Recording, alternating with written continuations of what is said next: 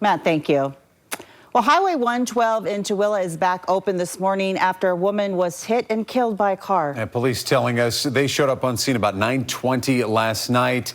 They say the woman was in a dark area in dark clothing. You can see how dark it is out there on scene. They're reminding everyone, be sure that you take the steps to be visible when outside at night. As a pedestrian, never expect that the driver is going to see you. If you're able to stand even further off than the shoulder, we always recommend that. Wear reflective clothing, bright clothing, whatever you can do to be seen. As a driver, just always expect the unexpected. Tooele police tell us the driver called them and is cooperating in their investigation. Well, today, two Utah youth. And a sweet story taking place during a men's rugby game. What this girl battling cancer got and how the event broke a world record right here in Utah.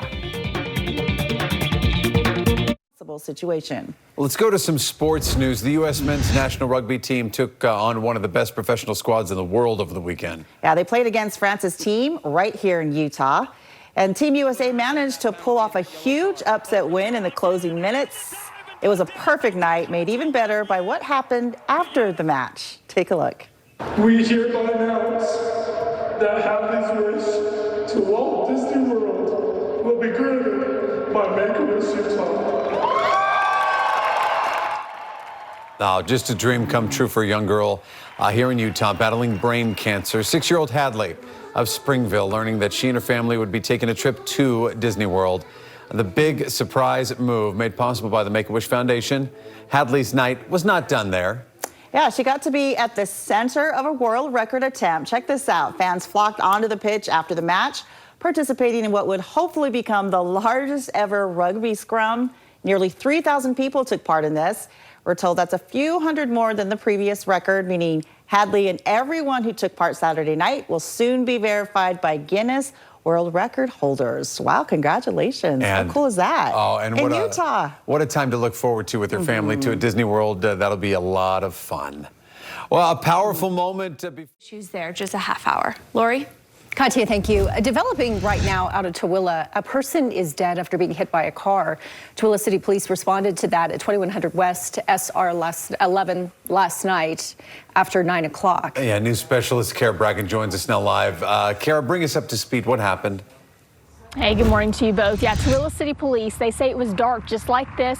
They say a woman was walking on or near the road when she was struck by a driver. Now again, Tooele City Police, this is the last that we're hearing from them. They say they were told early on the woman may have been standing in the roadway. We're being told she was a woman that was 25 to 30 years old, and they were alone when they were hit. The driver stayed on scene, cooperated with police. For those walking or biking as well as drivers, police are warning people that just a few extra safety steps can make a big difference in outcomes like this. As a pedestrian, never expect that the driver is going to see you. If you're able to stand even further off than the shoulder, we always recommend that. Wear reflective clothing. As a driver, just always expect the unexpected. You never know when something like this is going to happen. You can do everything right as a driver, but we can still have, something like this happen.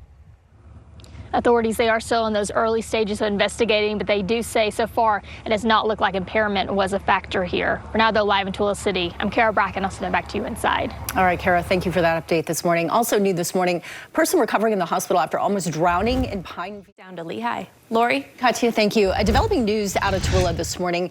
A person was hit and killed by a car late last night. It happened in the area of 22nd West and State Route 112.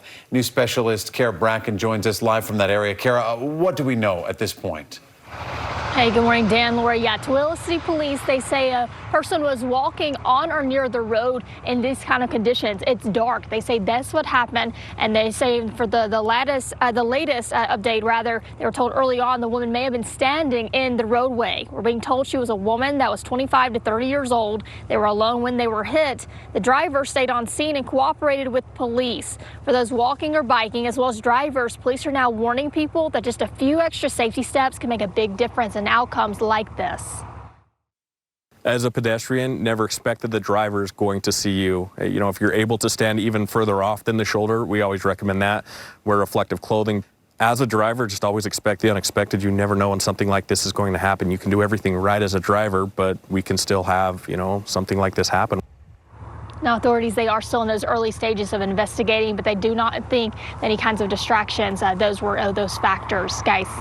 I guess the question this morning is, why was she in the middle of the road? Yeah, it's tough. And a good reminder, again, if you're in an area that is dark like that, you can't be too careful. Kara, thank you.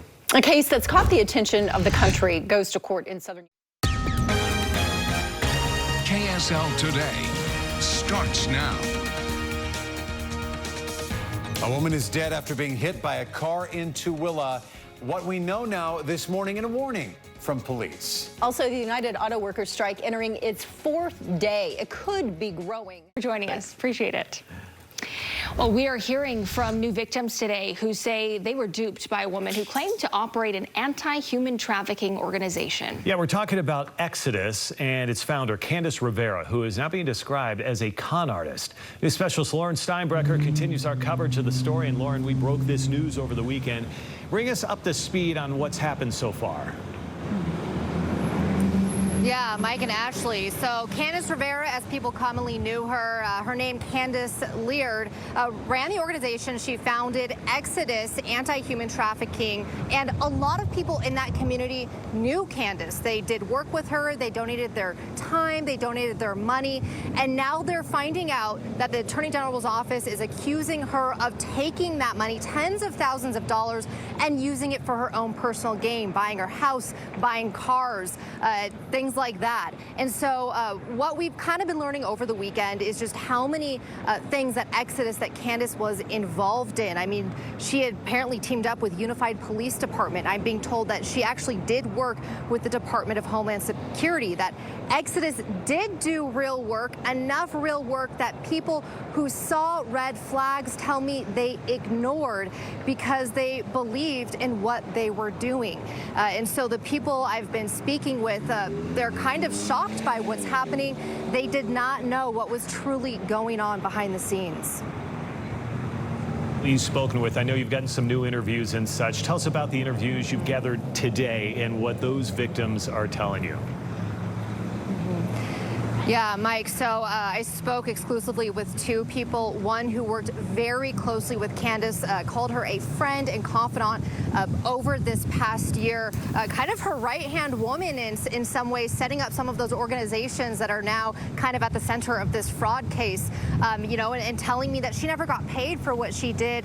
You know, she truly believed in what she was doing and just did not see, you know, what was actually going on behind the scenes. The second person I talked to said she donated her own personal money, about $20,000 to Candace. She even went to Ukraine and funded a trip to Ukraine through Exodus. So she'll be speaking about her experiences as well as how people move forward, because the news of all of this has left people devastated, especially the people who have been helped by this organization, now wondering what to do.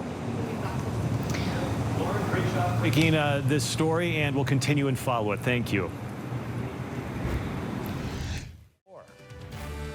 I'm Lauren Steinbrecher. Coming up at 6, we dive deeper into the CEO now in jail behind an anti-human trafficking organization, Exodus. Hear from the people who volunteered their time, their money, and now feeling duped by Candace Rivera.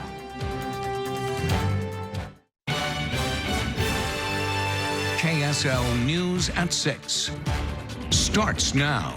Good evening. Our top story tonight is one you will only see on KSL. Two women are coming forward saying that they fell victim to the alleged schemes of a CEO now behind bars, accused of fraud in her anti-human trafficking organization. News specialist Lauren Steinbrecher spoke exclusively to two women who called Candace Rivera a friend, now saying they were manipulated into working for free, donating thousands of dollars and investing time into her cause. Lauren?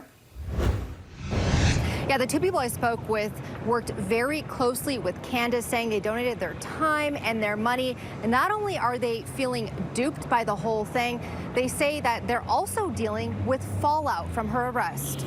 And that's something that broke my heart. A promo video shows a campaign project Kimberly Morgan was excited about. For women to be able to get help in starting their business. A project she did for close friend and confidant Candace Leard, who also went by Candace Rivera. Kimberly also ran one of Candace's companies and volunteered for Exodus. We were doing great things. Like, I went out and did outreach. Kimberly began to see issues, but says she brushed them aside. I mean, Homeland Security was involved with her. It was like, who am I to question this person who's done all of these incredible things? Mary Crafts, I mean, she looked so sincere. got the same feeling. She did just enough good, and we would see that we would keep believing. She paid to go to Ukraine with Candace and estimates she donated 20 grand to the organization, which is why finding out about Candace's arrest, plus charges of forgery and fraud, First, I had anger. has left her hurting. To know that I was giving time, energy, money, and endorsement. Others are in the same boat. That they were duped as well. And many of them have reached out to me in tears and sorrow. Mary is thinking of where things go from here. I don't want to live in this place of regret. I want to learn the lessons from here and then move on. While Kimberly, who never got paid for her work, is now taking distraught calls from Exodus survivors who she's worked closely with. It's just really, really, really devastating how far this reaches and how many people this has deeply affected. She will never forget the real work she did to help people, now having to forget the trust she had in a person she called a friend. The reality is the grand majority of the people in this were exploited and really trafficked for their time, which is the sad irony. You know, one of the biggest takeaways in moving forward is that both Kimberly and Mary told me that they wish they would have listened to their gut and done a little bit more research rather than just blindly believing Candace, and they hope that is a lesson for other people moving forward. Lauren Steinbrecher, KSL-5 News. Lauren, thank you. Well, just days after a Trust your instincts. In our other top story, new insight tonight into the unraveling of Exodus, a Utah nonprofit anti-human trafficking organization. The CEO is officially charged with more than 30 felony counts of fraud and theft. Yeah, those close to the CEO, Candace Rivera, say that they started having some serious concerns months ago. News specialist Debbie Worthen has more now. And Debbie, what do they have to say? Well, Mike and Deanie, we obtained an email sent to someone close to this case about serious concerns over spending, transparency, and what they called grandiose misinformation that created confusion. Nothing you know about Candace Rivera or Candace Leard is real. Absolutely nothing. Matt Johnson was sucked into what he calls Candace Leard's lies years ago when she told Johnson about her mission to create Exodus. He says it was compelling. He said she had a pitch. So now that you know about it, what are you going to do about it? And that was her infamous line. That was back in 2020. He took on a volunteer role as a social media content creator, but says now he sees how he was manipulated, and he's not the only one. Booking documents allege Candace bilked donors out of nearly $1.7 million since founding Exodus in 2020. An email sent to board and directors of Exodus in June outlined multiple reasons from key members of concern, saying, "Our primary concern stems from a pattern of communication that has created a profound deterioration of trust." The email continues saying, "We are very concerned about current and past financial discrepancies." I couldn't question it. Johnson says whenever he questioned Candace, he was belittled. She would make you feel dumb for asking the question. Meaning that she would minimize, like, why would you ask me such a question? Investigators now allege Leard used an Exodus credit card to buy a car and withdrew more than $400,000 from an Exodus bank account over 4 transactions that are still unaccounted for. Johnson says he wasn't surprised when he heard of her arrest. I said, please don't make me regret trusting you. And those were literally my final words to her. Well, Leard is set to appear for the first time before a judge tomorrow afternoon. Back to you. All right, Debbie, thank you for that. The Summit County woman accused of murder